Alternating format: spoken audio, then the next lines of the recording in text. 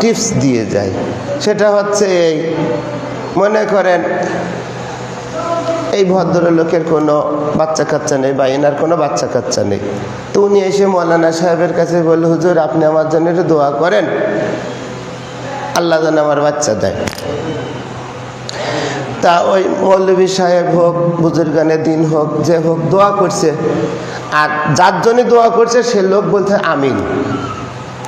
তাহলে তার বাচ্চা নেই, দোয়া করেছেন তাই বলেছে আমিন। কথাটা ভালো করে বুঝেন, বাচ্চা নেই, দোয়া করেছে তাই সেই লোক শুনে, দোয়া শুনে কি বলল?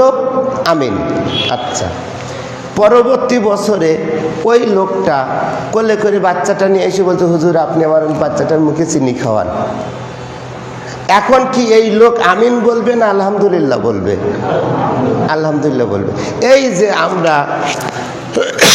আমরা নামাজ পড়ি, এই নামাজের মধ্যে আল্লাহ পাকের কাছে আমরা বলি ইহদিনাস সিরাতাল মুস্তাকিম, হে আল্লাহ আমাদেরকে সিরাতাল মুস্তাকিম দেখাও।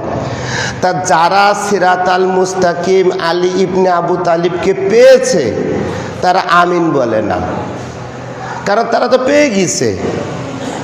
আর যারা পায়নি তারা জোরে জোরে আমিন আমিন বলে চিল্লায়। আপনারা কি বুঝতে পেরেছেন কিনা আমি জানি না। যারা সিরাতাল মুস্তাকিম পায়নি তারা ওই পিছনে জোরে জোরে আমিন বলে। আর যারা পেয়ে গেছে সিরাতাল মুস্তাকিম, আমি সিরাতাল মুস্তাকিম পেয়ে গেছি, তাহলে আমি আবার জোরে জোরে আমিন বলবো কেন? এখন তার আমিন বলার সুযোগ নেই, এখন বলার সুযোগ কি? আলহামদুলিল্লাহ। এখন তো শুকরিয়া আদায় করার সময়। যারা সিরাতাল মুস্তাকিম পায়নি ওরা জোরে জোরে বলে আমিন আমিন। এখন বাচ্চা হচ্ছে না বলেই তো মৌলভী সাহেব দোয়া করছেন, আল্লাহ এই ছেলেটারে বাচ্চা দাও, ও বলবে আমিন। আল্লাহ এই লোকটারে ব্যবসা বাণিজ্য বরকত দাও, তখন কি বলবে? আমিন। তার হচ্ছে রোগ মুক্তি করে দাও, তখন কি বলবে? আমিন। তো এখন যিনি রোগ মুক্ত হয়েছেন এই দোয়াতে, তিনি কি বলবেন? আমিন বলবেন। এখন তার আমিন বলবেন, এখন কি বলবে? আলহামদুলিল্লাহ।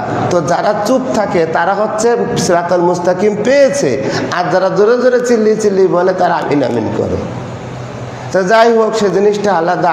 আমিন বলেন আর না বলেন এটা নামাজের কোনো অংশ নয়।